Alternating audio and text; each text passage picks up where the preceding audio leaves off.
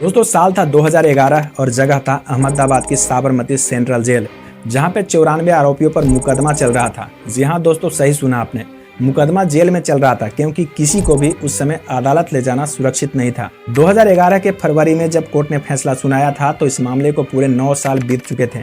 इतने दिनों में दर्जनों चार्जशीट फाइल हुई, कई मीडिया रिपोर्ट आई, डॉक्यूमेंट्रीज बनी, पॉलिटिकल तूफान उठे और जांच कमेटियों की कई पन्नों की रिपोर्ट सामने आई। लेकिन एक चीज सामने नहीं आया, वो था असलियत साबरमती एक्सप्रेस कांड की, असलियत गोधरा कांड की।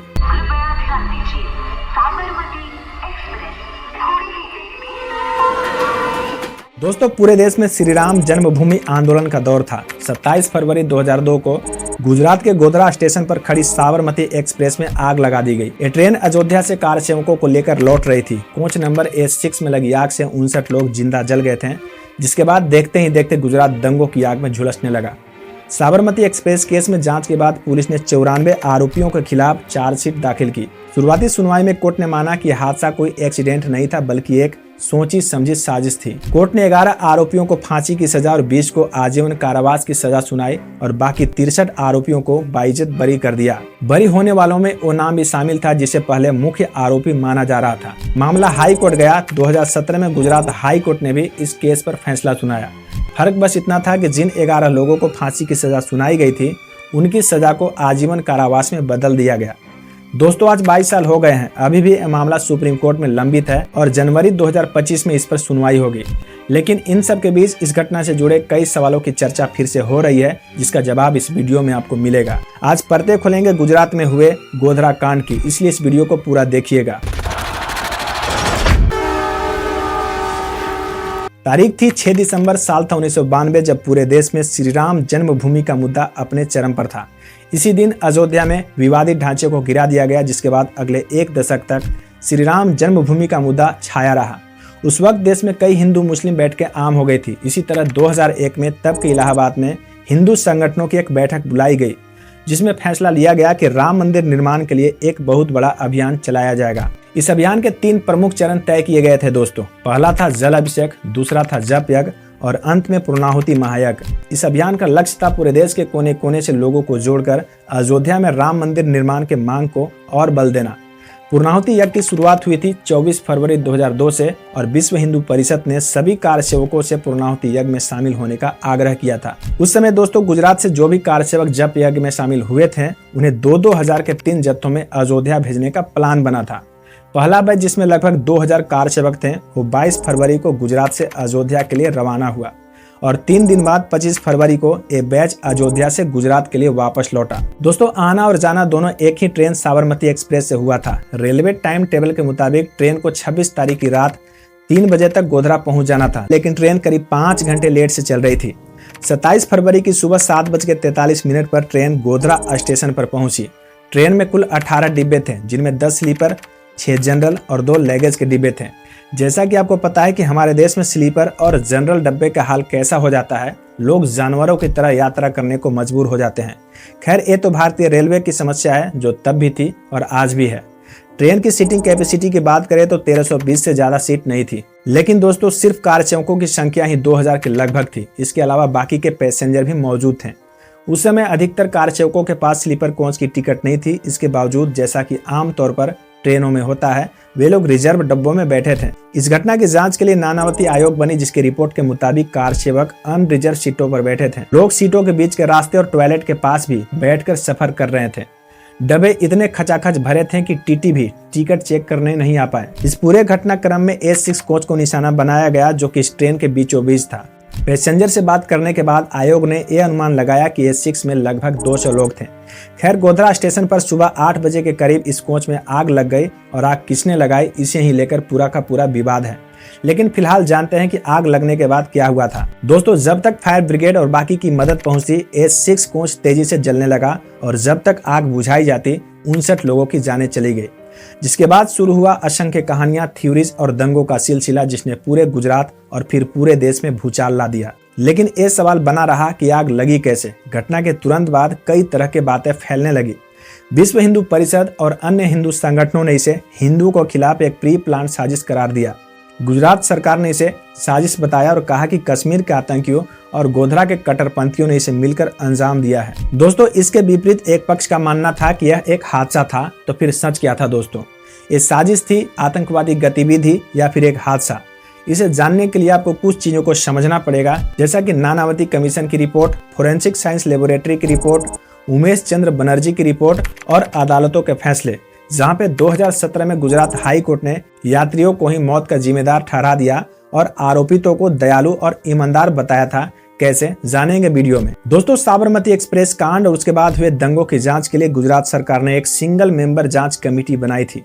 इस कमेटी के लिए गुजरात हाई कोर्ट के रिटायर्ड जज जस्टिस के.जी. शाह को नियुक्त किया गया, लेकिन उनकी नियुक्ति पर विवाद हुआ और आरोप लगाए गए कि जस्टिस शाह भारतीय जनता पार्टी के करीबी हैं। सार्वजनिक दबाव के बाद सुप्रीम कोर्ट की रिटायर्ड जज जस्टिस जी.टी. नानावती को इस कमेटी का चेयरमैन नियुक्त किया गया। हालांकि के.जी. शाह कमेटी के मेंबर बने रहे। साल 2008 में कमेटी ने रिपोर्ट सबमिट की। रिपोर्ट पूरी होने से कुछ महीने पहले ही जस्टिस के.जी. शाह का निधन हो गया था, जिसके बाद उस कमेटी में उनकी जगह पर गुजरात हाई कोर्ट के रिटायर्ड जज जस्टिस अक्षय मेहता को नियुक्त किया गया था। रिपोर्ट के मुताबिक 27 फरवरी की सुबह 7:43 पर साबरमती एक्सप्रेस गोधरा स्टेशन पर पहुंची। गोधरा स्टेशन पर 5 मिनट का हॉल्ट था। इसी स्टेशन के बगल में घांची मुसलमानों की बस्ती थी, जिनमें कई लोग स्टेशन पर चाय और कुछ सामान बेचने का काम किया करते थे। इनमें से ज्यादातर के पास लाइसेंस नहीं था, जो कि उन दिनों रेलवे स्टेशन पर एक आम बात हुआ करती थी। बहरहाल, नानावती कमीशन की रिपोर्ट के अनुसार उस रोज गोधरा स्टेशन पर जब ट्रेन रुकी तो कुछ कार सेवक उतरे, जिसके बाद वहां पर कुछ मुस्लिम वेंडर्स के साथ उनकी नोक-झोंक हो गई थी। सिद्दीक बकार नाम के एक चाय वाले के साथ हाथापाई के आरोप लगे। एक आरोप यह भी लगा कि सोफिया बानो नाम की एक मुस्लिम लड़की से छेड़छाड़ हुई और उसे ट्रेन में बैठाने की कोशिश की गई है, लेकिन सोफिया ने शोर मचाया, जिसके बाद उन्होंने छोड़ दिया। हालांकि कमीशन ने अपनी रिपोर्ट में जब सोफिया का बयान लिया तो ये निष्कर्ष पर पहुंचा कि यह बात सच नहीं थी, क्योंकि अगर ऐसा होता तो उस वक्त कई रेलवे गार्ड और कई वेंडर वहां पे मौजूद थे। किसी ने तो ये होते हुए देखा ही होता। इससे पहले भी इस ट्रेन के जर्नी के दौरान उज्जैन और 1-2 स्टेशनों पर कार सेवकों और मुस्लिम समुदाय के लोगों के बीच नोकझोंक की खबरें आई थी, जो कि उस समय जन मोर्चा अखबार में छपी भी थी। इन सभी घटनाओं के बाद करीब 7:50 पर ट्रेन स्टेशन से चली थी। करीब 60 से 70 मीटर ही आगे बढ़ी होगी कि ट्रेन के 4 डिब्बों में अचानक किसी ने चेन खींच दिया और ट्रेन रुक गई। अब ऐसा क्यों हुआ? यहाँ पे 2 तरह की थ्योरी कमीशन के सामने आती है। कुछ का कहना था कि चंद कार सेवक प्लेटफॉर्म पर छूट गए थे, जिसकी वजह से चेन खींची गई, जबकि दूसरे पक्ष का मानना था ट्रेन को जलाने के मकसद से उसे रोका गया था। जहां एक सवाल यह भी है कि ट्रेन को स्टेशन पर ही क्यों नहीं रोका गया, स्टेशन से थोड़ा आगे जाकर ट्रेन को क्यों रोकी गई। दरअसल हर स्टेशन के बाहरी छोर पर कुछ केबिन्स बने होते हैं, पीले रंग के पुते हुए छोटे कमरों के समान। शायद आपने आते जाते देखा ही होगा। इनका काम होता है ट्रेन के मूवमेंट और ट्रैक्स को मैनेज करना, लेकिन ये इलाका बिल्कुल खाली भी होता है, जबकि स्टेशन में ट्रैक्स के दोनों तरफ दीवारें होती है, इसलिए भीड़ को घुसकर अटैक करने में थोड़ी दिक्कत होती। कई हिंदू संगठनों और गुजरात सरकार का मानना था कि चेन देर से इसलिए खींची गई ताकि उसे एक केबिन के पास रोका जा सके। नानावती रिपोर्ट आगे कहती है कि जब ट्रेन रुकी तो भीड़ ट्रेन पर पत्थरबाजी करना शुरू कर दिया। इसे बचने के लिए ट्रेन में बैठे यात्रियों ने खिड़कियां बंद कर ली। कई लोग बचने के लिए ऊपर वाली बर्थ पर चढ़ गए, लेकिन इसी दौरान अचानक S6 में आग लग गई या फिर लगा दी गई। अब आग लगी कैसे, इसके भी 2 वर्जन सामने आते हैं। ट्रेन में मौजूद पैसेंजर के अनुसार कुछ इनफ्लेमेबल लिक्विड और जलती पोटलियों को ट्रेन में फेंका गया था, जबकि गुजरात सरकार की तरफ से जांच कर रही टीम ने कमीशन को बताया कि अपराधियों ने S6 और S7 के बीच में जो कनेक्टिंग डक्ट होती है उसे तोड़कर अंदर घुसकर करीब 60 लीटर पेट्रोल ट्रेन में डालकर आग लगा दिया, जिसकी जांच करने की जिम्मेदारी मिली अहमदाबाद की फोरेंसिक साइंस लेबोरेटरी लैब को। इस रिपोर्ट ने सभी सवालों को एड्रेस किया। रिपोर्ट के मुताबिक आग शॉर्ट सर्किट से नहीं बल्कि एक इनफ्लेमेबल लिक्विड से ही लगी थी। FSL लैब ने हालांकि ट्रेन पर बाहर से बाल्टियों और डब्बों से पेट्रोल फेंकने वाली बात को खारिज कर दिया। क्राइम सीन को समझने के लिए बाकायदा एक सिमुलेशन तैयार किया गया, मतलब पूरी निगरानी में फिर से उसी घटनाक्रम का रूपांतरण किया गया। उसी स्थान पर एक ट्रेन के बोगी को रखा गया। अलग अलग तरह के कंटेनरों का इस्तेमाल करके बोगी पर पानी डाला गया ताकि आग फैलने के तरीके का परीक्षण किया जा सके। रिपोर्ट के अनुसार बोगी की खिड़की की ऊंचाई जमीन से करीब 7 फीट थी। ऐसी स्थिति में बाहर से बाल्टी या फिर जरी कैन की मदद से पेट्रोल या फिर कोई भी इनफ्लेमेबल लिक्विड फेंकना संभव नहीं था, क्योंकि क्राइम सीन को रिक्रिएट करते समय ज्यादातर लिक्विड बोगी के अंदर जाने के बजाय बाहर गिर रहा था। माने आग लगने पर बोगी के बाहर और नीचे का हिस्सा ज्यादा जलना चाहिए था, लेकिन अगर आप A6 की तस्वीर को देखेंगे तो समझ में आता है कि बाहर की तरफ ऐसे निशान नहीं थे। इसी सिमुलेशन में एक और चीज टेस्ट की गई, जिससे पता चला कि बोगी के अंदर सीट नंबर 72 के पास खड़े होकर इनफ्लेमेबल लिक्विड डाला गया था। स्लीपर कोच में 72 नंबर सीट उस बोगी की आखिरी सीट होती है दोस्तों। FSL रिपोर्ट के अनुसार जलने का पैटर्न यही बताता है कि सीट नंबर 72 के पास टेम्परेचर सबसे ज्यादा था, करीब 4 गुना ज्यादा। FSL की रिपोर्ट ने यह बात साफ कर दिया कि ट्रेन में आग बाहर से नहीं बल्कि अंदर से लगाई गई थी। सीट नंबर 72 के पास से करीब 60 लीटर ज्वलनशील तरल डालकर आग को फैलाया गया था। इस रिपोर्ट को नानावती कमीशन और SIT ने भी कंसीडर किया। ये चार्जशीट का हिस्सा बनी और ये पता चल गया कि आग कैसे लगी। लेकिन अगला सवाल है कि आग लगाई किसने।